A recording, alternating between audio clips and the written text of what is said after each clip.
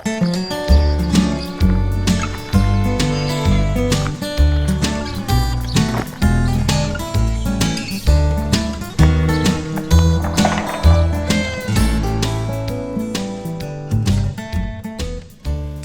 the end of the week, you will have eaten vegetables a dozen ways and a dozen times, having begun with good, raw materials only once. Hey everyone, welcome back to the farm and the Irish household kitchen. Week 6. Week 6, that's right. Kelsey has a lovely array of vegetables coming out of the field this week. Everyone will receive some portion or array of this, not everything. Depends on vegetable count and what size of box you've purchased. But I want to give a quick review. I see carrots, kale, various sizes of zucchinis. You're going to be very adept at what to do with zucchinis by the time summer's end. A lovely green, Tokyo Bacana. This is one of my favorite lovely delicate Asian greens, and I think turning it into salad is your best bet to appreciate it. But you can braise it or stir fry it if you want. We've got broccoli ripening up in the field. And if you're wondering what this is a cool thing, a fun thing for the kids. It's green cauliflower, as well as our lovely sweet white cauliflower. Some people might receive a salad cucumber in their choice. We've got fennel again, and these lovely radish-sized onions, all of which are usable. And again, some tiny zucchini. Mimi and I are going to make a dinner today that will have at least 6 vegetables in it. It's a cauliflower sauce. There's no dairy in it, and Mimi will go into the particulars of that. And we're going to serve it over zoodles. I might fold in a few whole wheat noodles just to bulk it up a little bit for families that have bigger eaters. So I've got some big teenagers around the table. But it's a vegetable sauce that looks like Alfredo. Doesn't have any cheese in it, but it celebrates the flavors of the farm harvest. And then we will make a fennel vinaigrette, shaved fennel salad that can go alongside that. So anyway, we'll have a lot of goodies and vegetables in that mix that goes alongside to brighten that creamier sauce. Today, look what we've got. This is a cauliflower, it's green. So we're going to have some fun with this, making a creamy garlic cauliflower sauce that we're going to wind up putting on some zoodles. And the leaves here are actually something that you are just going to pull off, and then you can actually use these leaves if you want to in a braise with when you're doing your kale and chard. You can do that, or they can go to the pigs, the chickens, whatever. So these are actually very useful, but you don't have to. And then with the cauliflower itself, it always has that big center in the middle. So we're just going to take that out, and it basically will split this whole thing open for us. And there's your core. Now, this is a tiny core. The core is also edible. What we might do is I might chop this up and actually put it in the mince, because it's very good just the way it is. So maybe I'll do that later. So I'm just going to get rid of my little leaves. Toss them over there. And then for this, we're going to actually steam this to make our sauce. So all we have to really do is break it up into big pieces. So you don't have to be super careful, because it's going to wind up getting pureed. So we're going to do the whole thing today. Including the core. Including a lot of these chunkier cores. Now, like I said, that one piece I might use for a mince, because we do like to use everything up. The steaming will probably take about 15 minutes or so. So here it goes, handing it off to Terry. She's bringing it in the kitchen. It's going to get steamed for about 15 minutes. We'll bring it back, and then we're going to go ahead and process it. And here what we have is some finely shredded fennel. It's a strong vegetable, but it is absolutely delightful. It has a perfume all of its own. So this has gone through a shredder just to make it nice and thin. This is going to go on our salad today. And then for fun, we're using a white balsamic, which is a little lighter than the dark. And it doesn't take very much. And the reason why you want to do this is because fennel will turn brown. And so this will just help brighten it up also. And then what we're going to do is just put just a pinch of salt in there. We're going to put just a pinch in there. And then again, we're just going to let that sit now until our salad is ready to dump this on top. Okay folks, we're back at the chopping table.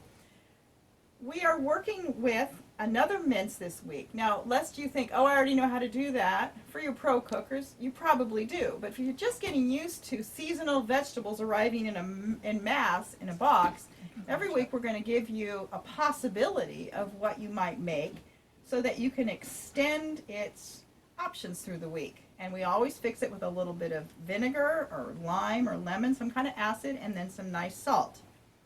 Mimi's going to, so every week that will happen, just to help you paint out a greater palette throughout the summer. And it's a good way to introduce flavors to kids. It adds crunch. It goes alongside something that might be more rich on your plate. But the best part is it's already prepared in your refrigerator and holds for 4 or 5 days. And then you're ready. Yes. You rock and roll. So Mimi's going to take some time to explain why we are doing different shapes and different for texture reasons. Okay, so our fennel this time, we did it in, it's shaved. Fennel is a very tough vegetable if you eat it in big pieces, and it's a little bit strong, so it's all just kind of, you can see, just shredded coarsely. It doesn't have to be perfect. This way the fiber that's in there won't be hard to chew on and to digest and better for your tummy. I love to use it even as a garnish on my eggs or something in the morning. So in this time now, we've got something coarse. We have something that is just really, an herb that's been chopped up. And then we're going to take one of our gorgeous fresh onions. And again, the greens and the white are edible. The different textures actually work well again on your palate. And it benefits and brings out the flavor of whatever vegetable you're using. Here's another quicker way to do your vegetables. Just chop them in pieces like that, and then when you go to mince it, you've got it done much quicker. I did use that cauliflower core, chopped it up actually very fine, because again, it's a thick, dense vegetable, kind of like a carrot in that regard. And then with a carrot, I'm just going to do the same thing. So you can just cut it in fours, kind of like that, one carrot, and then you can just boom, boom, boom, boom, boom. So this is just now a dice. So we have slicing, we have dicing, we have shaving. This is going to turn into our fennel salad today on our fresh greens. And again, this only has our balsamic and some salt in it at this point. And this has got so much flavor in it as it is, you don't need to add a lot of other extras. Okay folks, welcome back to our kitchen. So right now we're going to start making the base of the cream sauce. And this is one of those fun sauces. It doesn't have any milk in it. It does have real butter and some flour to create a roux. And then we're going to use chicken stock. And we're going to thicken it that way. And that's what's going to get pureed and pulsed into the steamed pureed cauliflower. And we're going to steam it for a good 15 minutes because we want all those stems to be nice and soft and ready to go in the food processor. So I'm going to go ahead and mash the garlic and take the skin off, and I'm doubling this recipe. Those of you who know me know if you're going to make a lot so you've got some leftovers for some other use throughout the week. So I'm not timid that way. So I'm doubling this recipe, and I don't know, it may eventually go back in the freezer, we'll see. But I'm going to go ahead and mash garlic, get the skin off of it. I'm not a purist, Mimi's better. I'm going to go ahead and run it through a garlic smasher. And I'm going to be very careful about how that cooks with the butter because I don't want it to burn, and it's so easy to burn garlic, and then it gets bitter flavor.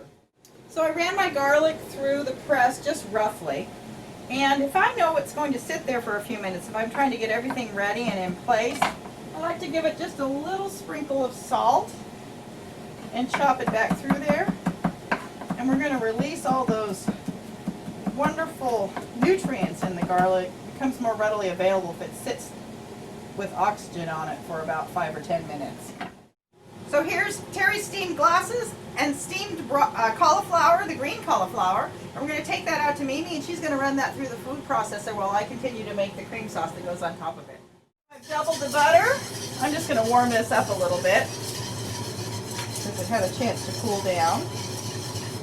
And if you want to know why it's a little bit brown, and if you remember last week, I inadvertently browned the butter, and that's not what we wanted in that week's recipe, so I saved it. We'll resurrect it this week. It wasn't really burned, it just was overly browned, but it's perfect for this week's sauce. And that's double the amount of flour. And keep moving that whisk so you don't get lumps.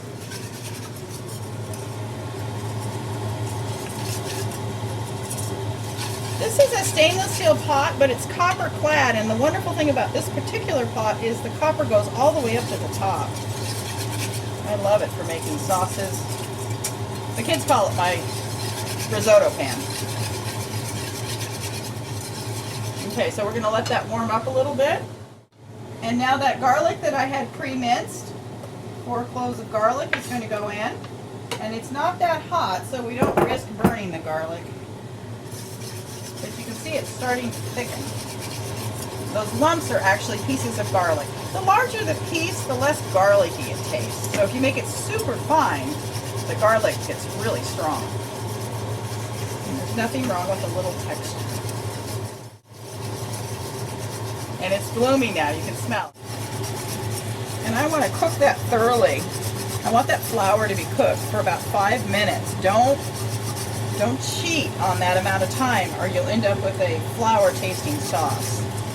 Whether you're making a bechamel with milk, or in our case, I have chicken stock that I made earlier in the week. Took it out of the freezer this morning. So we'll put that in here. 3 to 4 cups of it. So bechamel with milk, what is it called? Make it with chicken stock. Mimi's the one who's been teaching me this terminology, folks. A velouté, or velouté, is what you call it when it's got a roux at its base like this, and then you're going to add chicken stock to it. I used to use this for macaroni and cheese when I was feeding children, if I didn't have milk in the refrigerator.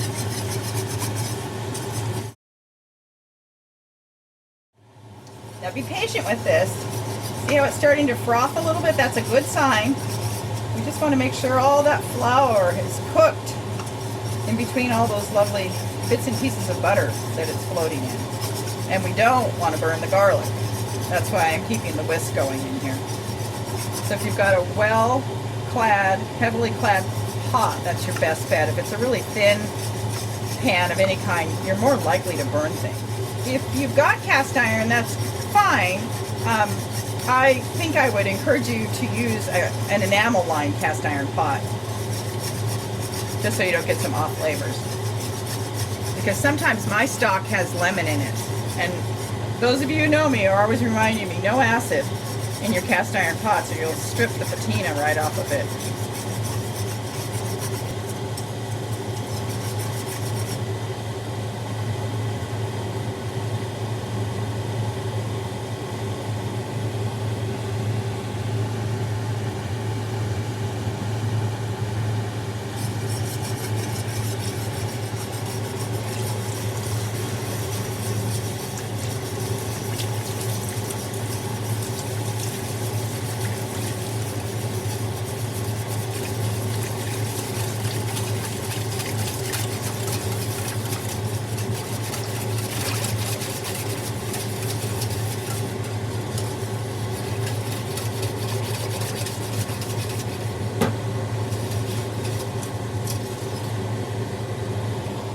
Now you notice I didn't put any salt in this. There are 2 reasons. My butter has salt in it already, and I don't know for sure how much salt is in that stock. I don't know how far I reduced it when I put it up. So what I like to do is get it cooking, and then toward the end taste it. If it needs some salt, I can add some more at that point, but I don't want to oversalt my sauce. Of course, you don't want to undersalt it either. It needs to have a little flavor. So our sauce is nearly done. At the very end of my chicken stock, I had a lot of pepper and seasoning from making stock. So another good reason to hold off before you tweak the seasoning on it if you're using homemade chicken stock. It probably has a little lemon in it because I'm pretty sure the last time I cooked chicken I squeezed a lemon on it. But this is going to be the base. We're going to take that green cauliflower, that entire head with its stem, portions of its stem. Mimi's going to put it through the food processor so it's like a puree. Put a little bit of this in there until it gets nice and creamy. And then we're going to serve that over a big platter of zoodles. And we've already got our fennel salad assembled. You could either serve it alongside or you could save that for a meal later on in the week.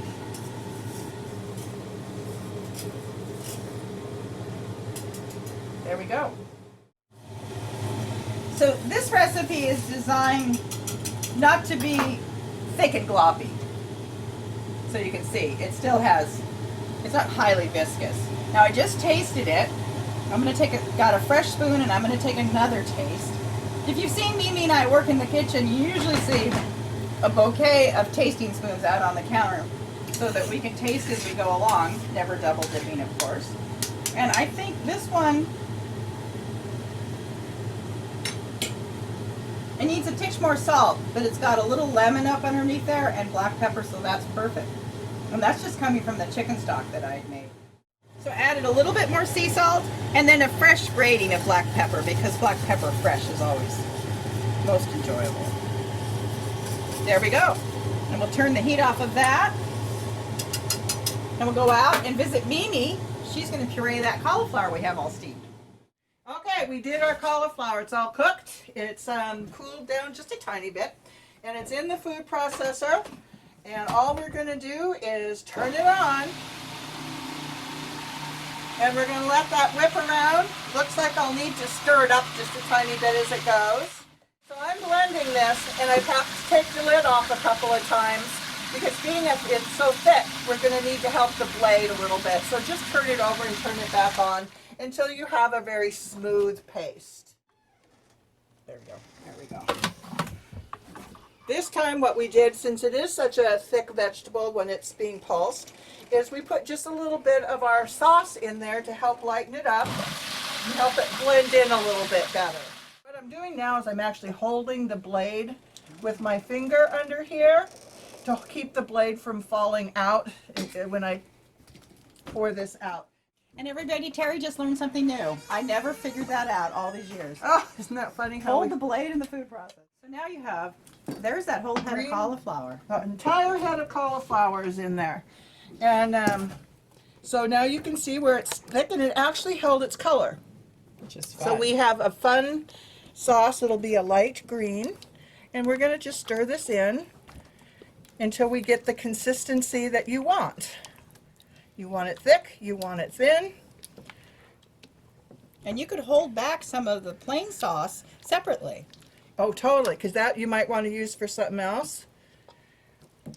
We're going to make a big batch. We're making a huge batch because this helps with not having to cook again tomorrow. Make double. We really do not cook every single day. We do not start from scratch every single day. The process is to, when we do something, we make it worth your while, our while, to make different meals for the week. And especially now that we're getting into summer and it's getting so hot, who really wants to cook a whole lot?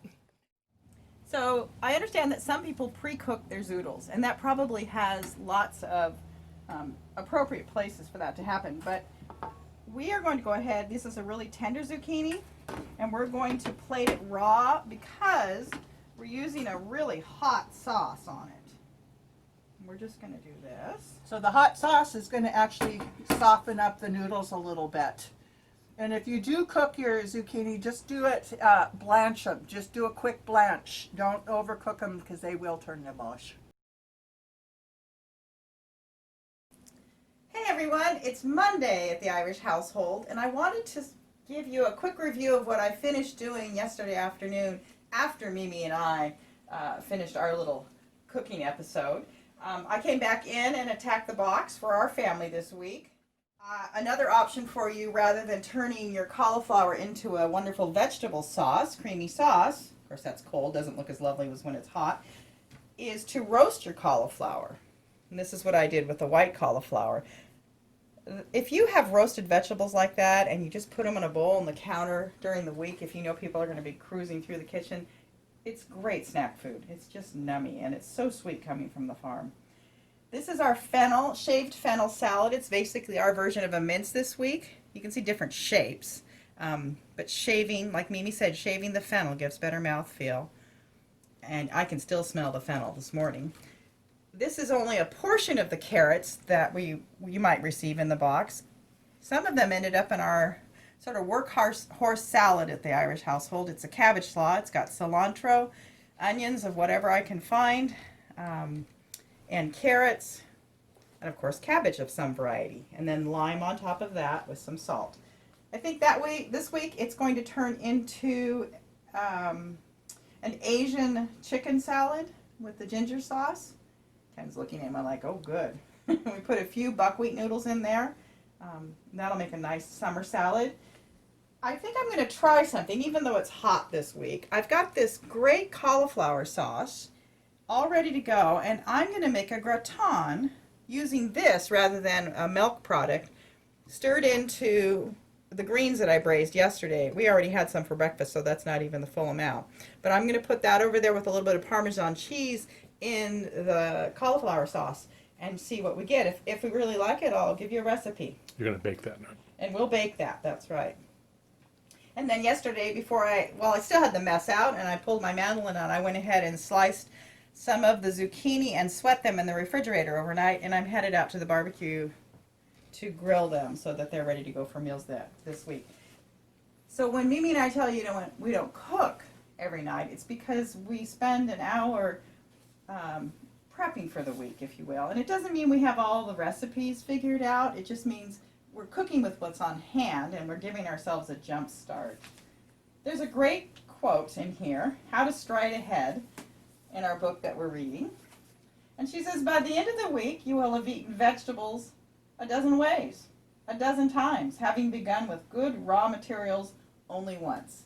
And that's why if you have the ability to get your box home and take it apart and attack it for maybe an hour or so with the help of the family, you can be 9 yards ahead for meal prep for the rest of the week. Good eating, everyone.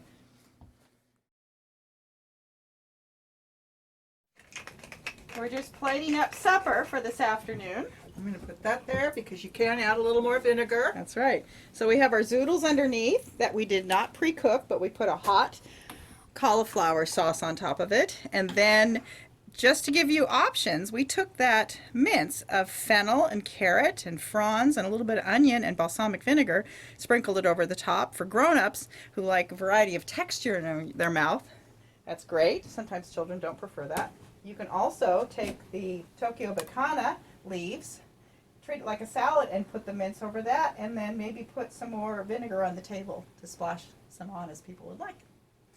Manja, have a great week. Enjoy!